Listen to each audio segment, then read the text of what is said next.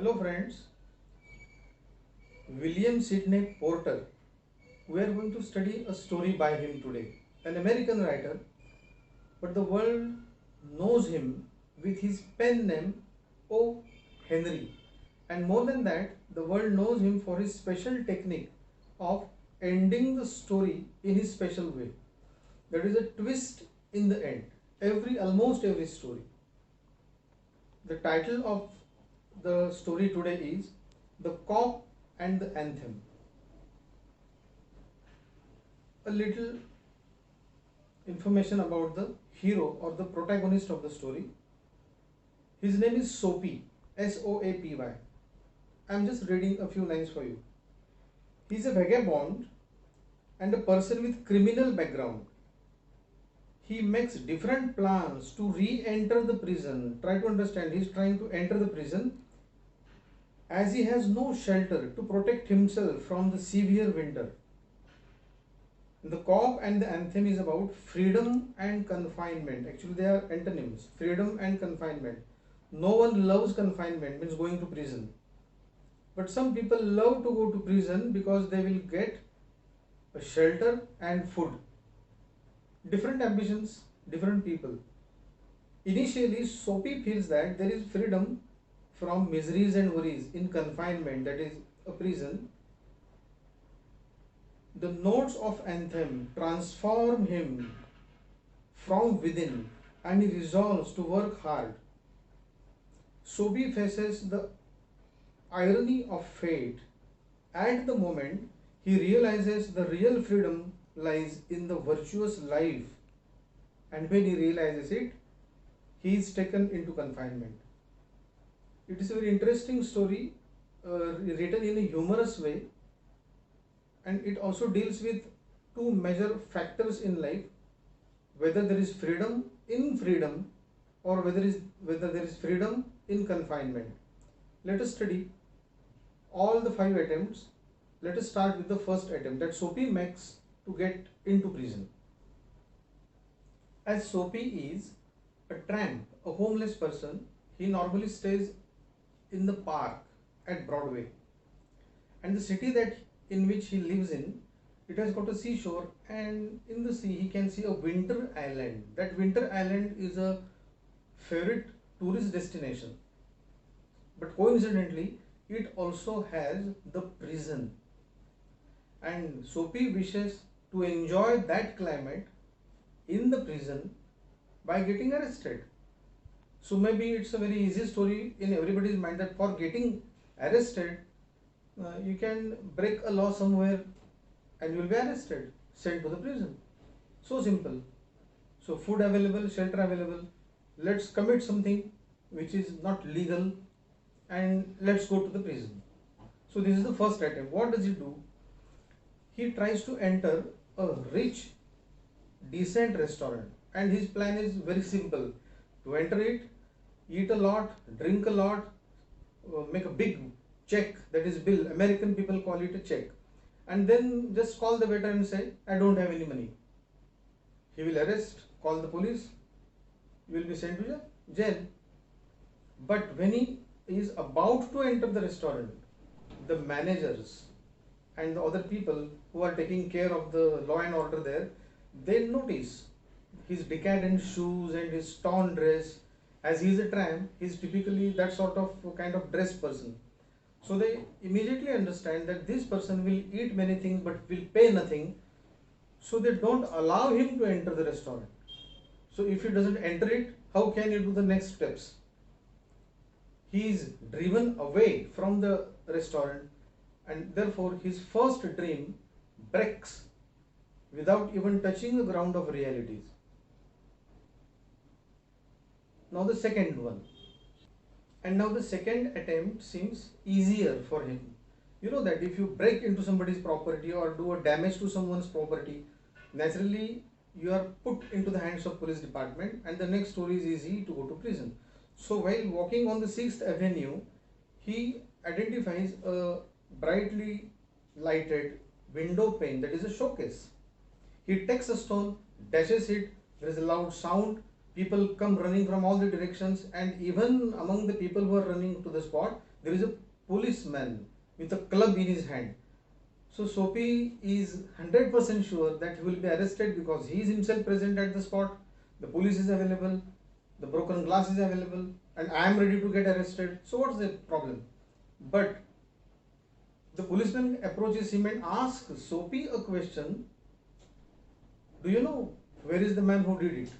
Then Soapy says, don't you think I have got something to do with it? The policeman says, people who break the glass of windows, they don't stand there chatting with the police. Meanwhile, coincidentally, the policeman observes someone running, a blonde running at the other way. He thinks that that must be the person who has done it and starts following that person. So again, Soapy is left without arrest, without Winter Island. The thing which seems very easy to him is not so easy for him. Still, he wants to reach the spot, so he goes for the third attempt. Soapy starts thinking again about a restaurant. Though in the first attempt, as the restaurant was rich and decent, he was driven away. But now he selects a cheap restaurant, a normal one, where most of the customers are of his own status, almost.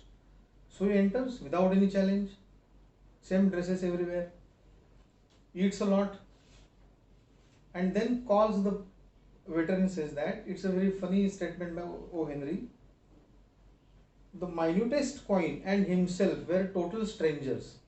Call the cops, he says. Now get busy and call a cop. And don't keep a gentleman waiting. No cop for you, the waiter says, because you know, though the cheap restaurants allow everyone inside, they don't give legal treatment to every illegal behavior. They have strong hands, strong legs, and a good physique. So they say, we don't need any policeman to punish you. We have our own team. So you must have understood what is the next story.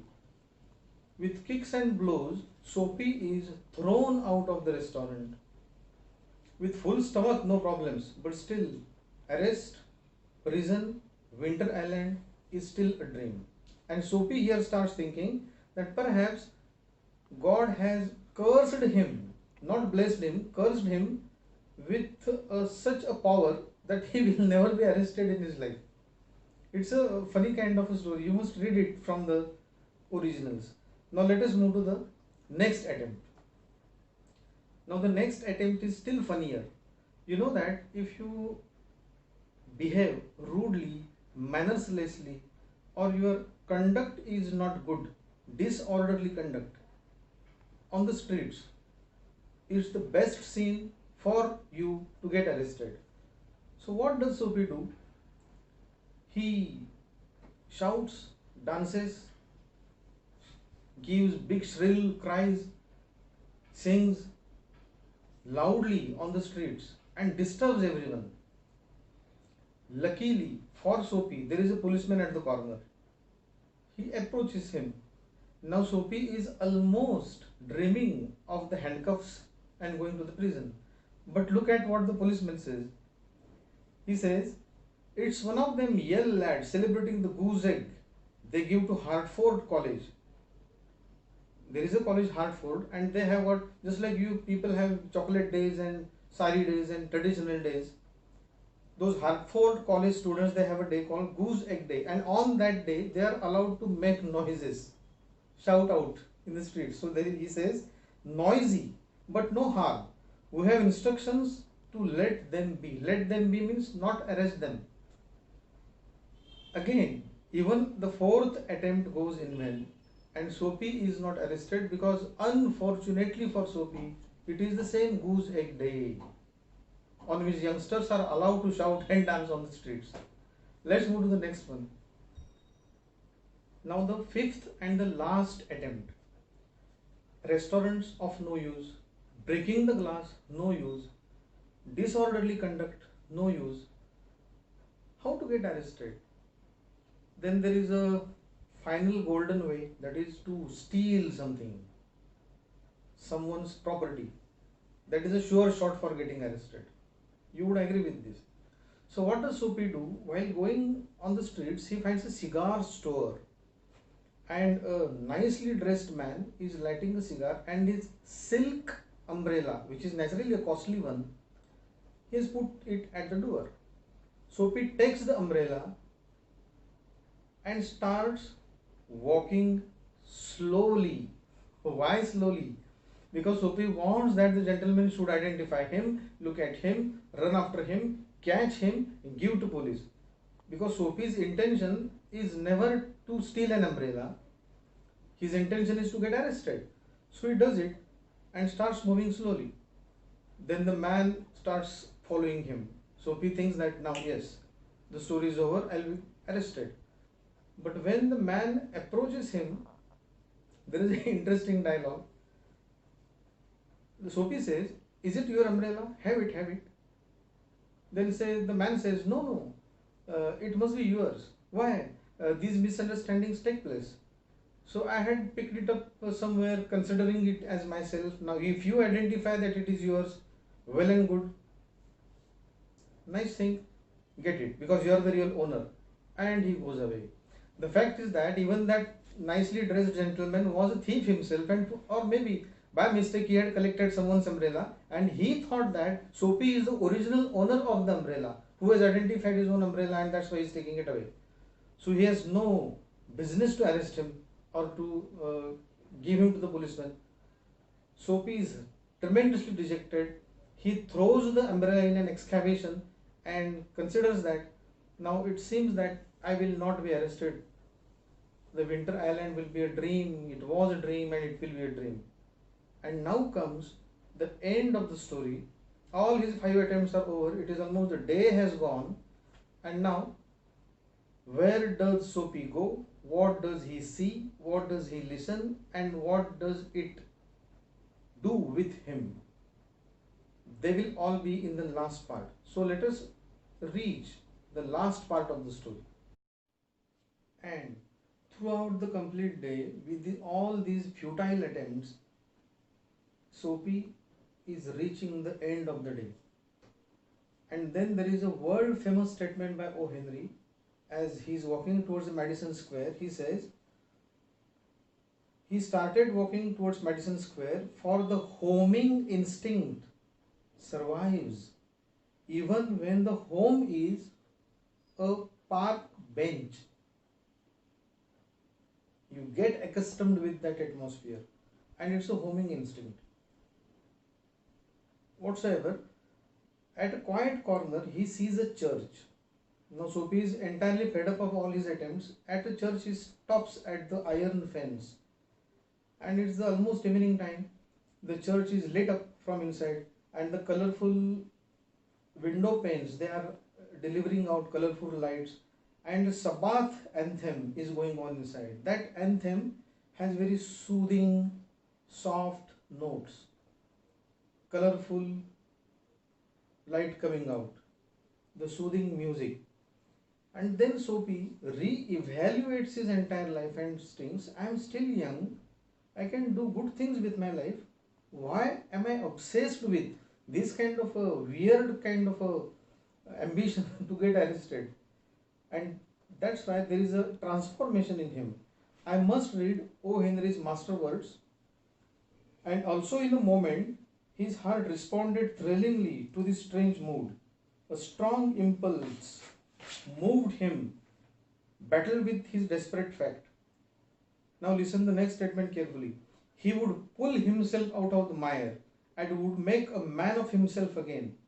He would conquer the evil that has enslaved him. There was time. He was young yet. He would resurrect his old eager ambitions and pursue them without faltering, because no one is born with an ambition to get arrested. Once upon a time, Soapy, even before becoming a tramp and a vagabond, Soapy was a normal young person with good ambitions. He will be back to them. He is thinking positively minded. Those solemn but sweet organ notes had set up a revolution in him.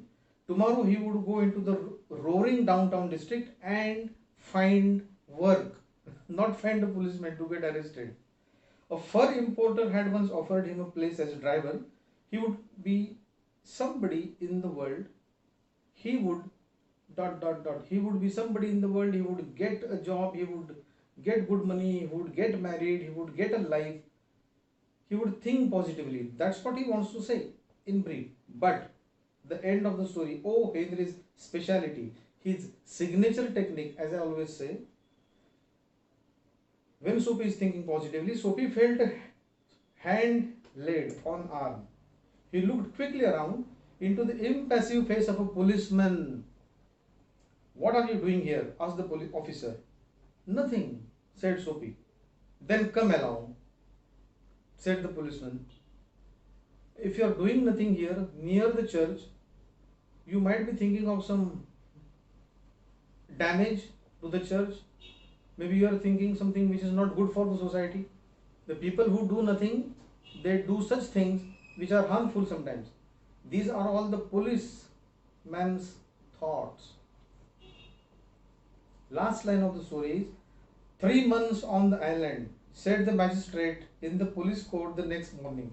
Means Sophie got not only arrested, but he got the punishment not only of a week or 1 month, but 3 months on his sweet desired destination, the winter island, where he wants to reach, get free shelter, get free food and all that. But when he doesn't want it, he got it.